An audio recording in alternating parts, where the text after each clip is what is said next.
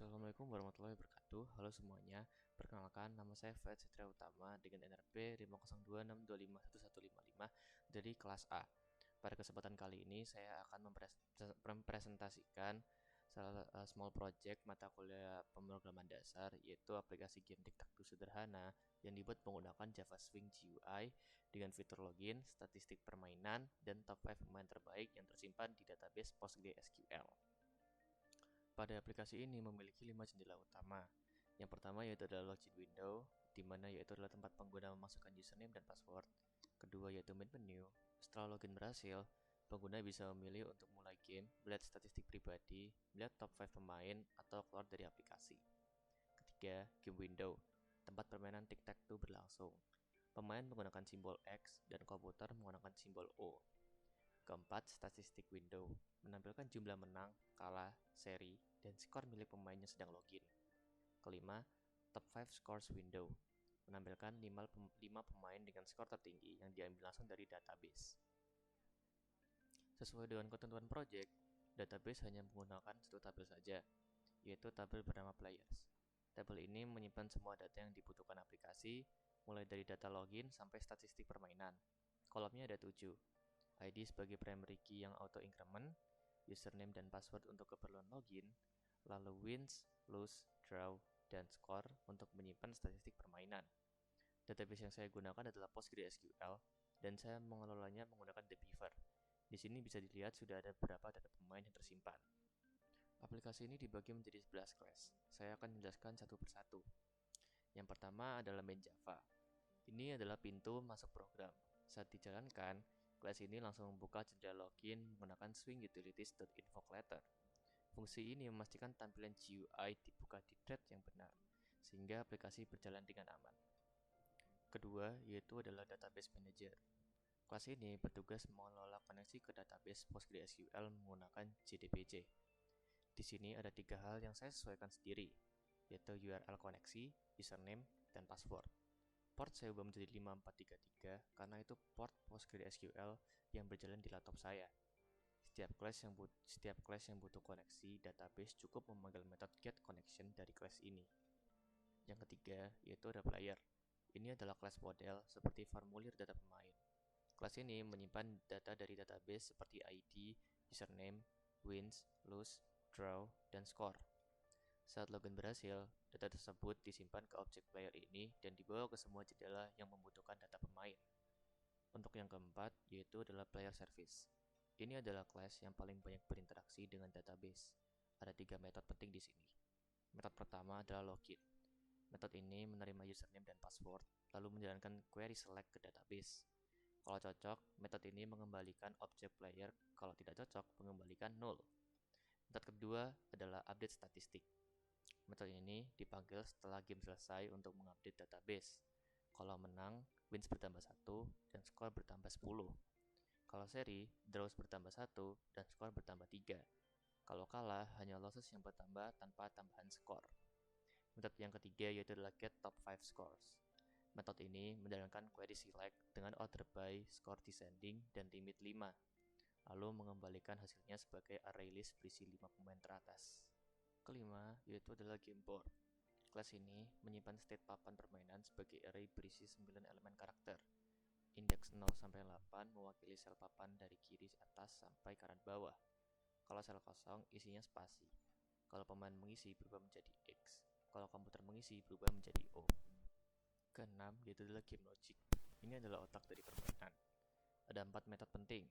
Yang pertama, yaitu adalah make move. Memvalidasi apakah sel yang diklik masih kosong. Kalau kosong, isi dengan simbol dan return true. Kalau sudah terisi, tolak dan return false. Yang kedua yaitu adalah check winner. Mengecek 8 pola kemenangan, 3 baris, 3 kolom, dan 2 diagonal. Kalau salah satu pola terpenuhi, return true. Is draw. Mengecek apakah semua 9 sel sudah terisi. Kalau iya dan tidak ada pemenang, berarti seri. Computer move. Ini strategi AI komputer. Prioritasnya, pertama, coba menang kalau bisa.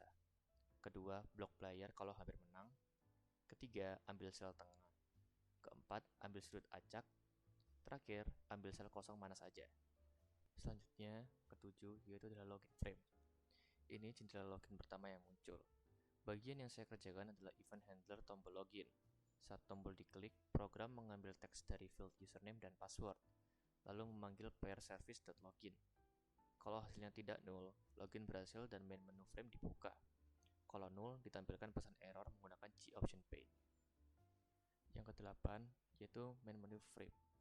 Jendela menu utama setelah login berhasil. Di sini saya menghubungkan 4 tombol ke aksinya masing-masing. Tombol mulai game membuka game frame, tombol statistik membuka statistik frame, tombol top 5 membuka top scores frame, dan tombol keluar memanggil system.exit. Untuk yang ke-9, yaitu adalah game frame. Ini jendela permainan utama. Papan 3x3 dibuat dari 9G button. Bagian yang saya kerjakan adalah menghubungkan tombol-tombol papan ke logika game. Saat player klik tombol, metode handle player move dipanggil. Metode ini memanggil gameLogic.makeMove untuk memvalidasi gerakan. Kalau valid, tampilkan X di tombol. Lalu cek apakah player menang atau seri. Kalau belum, giliran komputer menggunakan timer 400 ml agar terasa natural. Setelah game selesai, metode finish game dipanggil untuk mengupdate database dan menampilkan hasil. Untuk yang ke-10, yaitu adalah statistik frame. Jendela ini menampilkan statistik pribadi pemain. Saat dibuka, data langsung diambil dari database menggunakan getPlayerById agar selalu menampilkan data terbaru. Hasilnya ditampilkan di label wins, lose, draw, dan score. Untuk yang terakhir, yaitu ke-11 adalah top scores frame. Jendela ini menampilkan 5 pemain terbaik menggunakan komponen JTable. Data diambil dari database melalui get top 5 scores, lalu setiap pemain dimasukkan sebagai baris ke default table model. Tabel menampilkan kolom ranking, username, menang, kalah, seri, dan skor. Oke, untuk selanjutnya saya akan mendemonstrasikan bagaimana aplikasi ataupun pemrograman ini berjalan. Oke, di sini ada window login, di mana kita akan coba untuk memasukkan username dan password yang salah.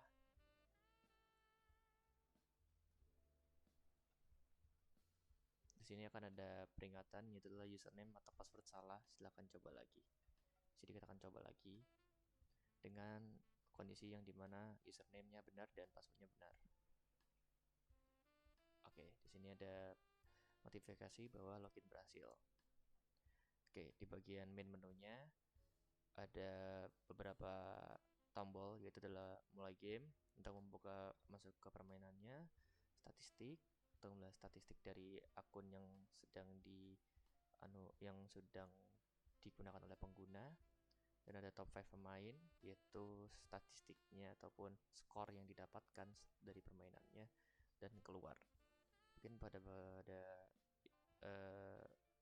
kesempatan ini saya akan mencoba untuk memulai gamenya terlebih dahulu. Oke, di sini seperti TikTok pada umumnya, pengguna yaitu memilih jalan duluan. Itu mungkin saya akan coba memenangkan dulu. Oke, di sini komputer sedang mengblok salah satu akses untuk menang, tapi masih ada satu akses lagi, yaitu di sini. Akhirnya menang. Kalau misalkan dari pengguna ingin main lagi atau dari player ingin bermain lagi, itu tinggal mencet game baru ini dan akan refresh. Mungkin coba kita seringkan.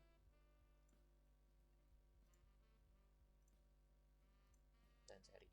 Nah, ini untuk kembali ke menu utamanya. Di sini ada menu itu statistik. Di sini bisa kita lihat statistik dari player atau dari pengguna, yaitu menang sebanyak berapa kali, kalah sebanyak berapa, seri sebanyak berapa, dan total score. Di sini ada top 5 pemainnya. Di sini dari top 5 ada username, terus ada berapa kali banyak menang, kalah, seri, dan skornya. Ini juga bisa dicocokkan dengan the beaver yang ada di sini. Mungkin coba saya akan refresh terlebih dahulu agar sama. Nah, skornya sama dengan yang ada di VS Code yang ada di sini. Nah, 120 sama.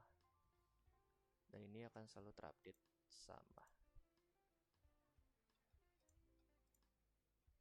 Nah, di sini juga ada konfirmasi ataupun sebuah notifikasi bahwa apakah pengguna ingin benar-benar keluar. Dan pemrograman ataupun aplikasinya selesai sampai di situ. Sekian demonstrasi dan penjelasan project TikTok saya. Source code lengkap bisa diakses di GitHub saya di link yang ada di deskripsi video. Terima kasih sudah menonton. Wassalamualaikum warahmatullahi wabarakatuh.